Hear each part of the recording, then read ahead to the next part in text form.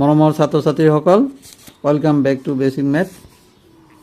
Short trick multiplication by 11 11রে পূরণ সংখ্যা। হ্যাঁ, আমি যিকোনো দুটা অঙ্ক বিশিষ্ট, তিনিটা অঙ্ক বিশিষ্ট, চাৰিটা অঙ্ক বিশিষ্ট, পাঁচটা অঙ্ক বিশিষ্ট যিকোনো সংখ্যা আমি 11ৰে অতি সহজেৰে পূৰণ কৰিব পাৰিম। কেনেকৈ চোৱা, 11 into 45। पहले तुम लोगों को लिखना है, प्रथमते लिखी लोबा 4 মাজত स्पेस राखी लिखिबा 5। ठीक है, तार पिছত इंटू करते केनेকৈ करिबा, ये 4 प्लस ये दोनों प्लस करो, क्या होगा 9 हो गया 495। ठीक है, और एक भी देखो 11 into 98। ठीक है, तो पहले क्या करना होगा, 9 8 लिखना, माउस में स्पेस रखना है। ठीक है, तो ये 9 8 प्लस करके क्या आएगा, 9 और 8 प्लस करके आएगा, 9 और 8 प्लस करिले किमान आहिबो आमार 17। तो 17 और 7 लिखिब লাগিব আৰু 1 কেৰি হ'ব। ठीक है, 1 কেৰি হৈ ইয়াত যাব 1 কেৰি, तो 1 কেৰি হলে ইয়াত হ'ব 7 8 9 1 10। ठीक है, अभी देखो 3 डिजिट का 11 into 5 6 7 कोई भी नंबर। हाँ ठीक है, तो पहले 5 है 7, 5 और 7 रखा, মাজত स्पेस रखिबा।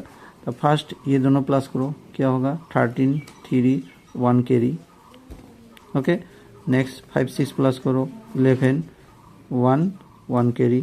ठीक है, तो 5 यहाँ पे 5 है ना, 5 में कैरी करो तो हो गया ये 1 कैरी यहाँ पे लिखना है। ठीक है, तो ये होगा 6 2 3 7। ठीक है, अभी देखो 4 डिजिट का 11 into 8 7 6 9 कोई भी नंबर लिख सकता है। ठीक है, যিকোনো একটা নাম্বার পূরণ কৰিলে হ'ল 11 অতি সহজে।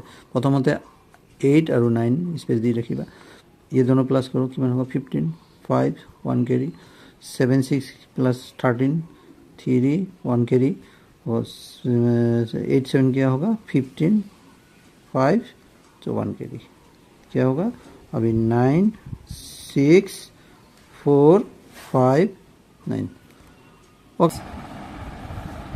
और एक क्वेश्चन है, short trick multiplication any even और odd number by 5। Any number, any even और ऑड नंबर बाई 5।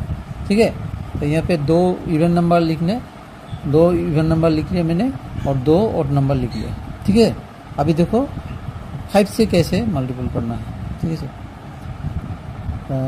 আমি যিকোনো অযুগ্ম আৰু যিকোনো যুগ্ম সংখ্যা আমি 5ৰে পূৰণ কৰিব পাৰোঁ অতি সহজতে, অতি কম সময়ত, প্ৰায় 2-3 ছেকেণ্ডৰ ভিতৰত আমি এইটো কৰিব পাৰিম। যিকোনো অযুগ্ম আৰু যিকোনো যুগ্ম, যিকোনো ইভেন যিকোনো অড নাম্বাৰ আমি 5ৰে অতি সহজে পূৰণ কৰিব পাৰিম। তো মৰমৰ ছাত্ৰ ছাত্ৰীসকল, অলপ ভালকৈ মনোযোগে চাবা, এতিয়াই তোমালোকে বুজি পাবা। ঠিক আছে, নিজে কৰিব পাবা। ঠিক আছে, অতি সহজে অতি কম সময়তে, ভেৰি ইন্টাৰেস্টিং। চোৱা, ফাৰ্স্ট ইভেন নাম্বাৰটো চোৱা 986 যে ইয়াৰ হাফটো ল'ব লাগিব। আমাৰ মেথডটো হ'ল, প্ৰচেছটো হ'ল ইয়াৰ হাফ ল'ব লাগিব আৰু হাফ লৈ 0 দিব লাগিব, কাৰণ আমি জানো 5 হৈছে 10ৰ হাফ, হয় নে নহয়? গতিকে 5ৰ জেগাত আমি 10/2 কৰোঁ, তাৰমানে 5 যদি আমি ইয়াত যদি আমি 10/2 কৰোঁ, তেনেহ'লে 2ৰ হাফ হ'ব আৰু 0 এটা হৈ যাব। গতিকে ইয়াৰ এটা হাফ, ইয়াৰ এটা হাফ হলে কি হ'ব, ইয়াৰ এটা হাফ হলে আমাৰ হ'ব যে 986 প্ৰথমতে হাফ কৰি লোৱা। ঠিক আছে, 986ৰ যদি আমি হাফ কৰোঁ তেনেহ'লে আমাৰ হৈ যায় কিমান হয় 249, 2 4 যায় 8, 2 9 যায় 8, 493 হৈ যায়, হয় নে নহয়? 2 3 যায় 298, হ্যাঁ 493, এইটো হাফ, তেনেহ'লে আমাৰ হ'ব 4930 হৈ গ'ল। ঠিক আছে, কিমান সময় লাগে, বেছি সময় নালাগে, আৰু যিমান ডাঙৰ হওক কৰিব পাৰিবা। তাৰপিছত 588 ইয়াৰ হাফ লোৱা, ইয়াৰ হাফ 788 5ৰে পূৰণ কৰিলে ইয়াৰ যিহেতু এইটো ইভেন নাম্বাৰ হ'লে হাফ লৈ 0 দিলে হ'ল, এইটো নিয়ম, হাফ লৈ 0 দিব লাগে।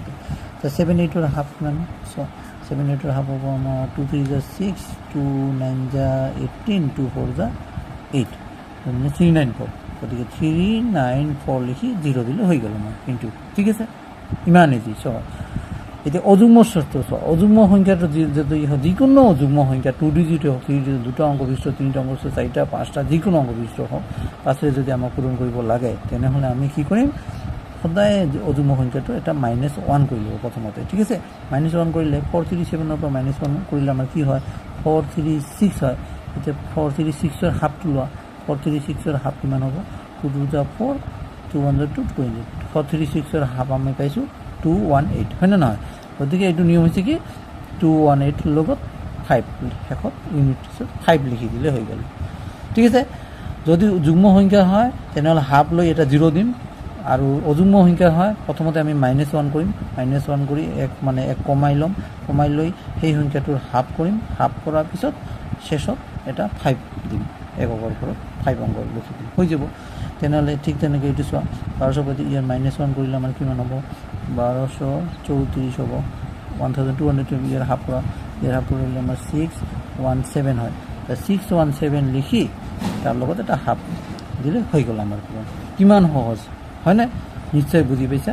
যদি বুজি পাইছা লাইক এণ্ড শ্বেয়াৰ কৰিবা, লগতে তোমাৰ যিমান বন্ধু বান্ধৱ আছে সকলোকে মোৰ চেনেলটোৰ বিষয়ে জনাবা, যাতে নতুন নতুন ছাবস্ক্ৰাইব কৰে আৰু মই মটিভেশ্যনো আৰু ভালকৈ এনেকৈ নতুন নতুন ভিডিঅ' বনাব।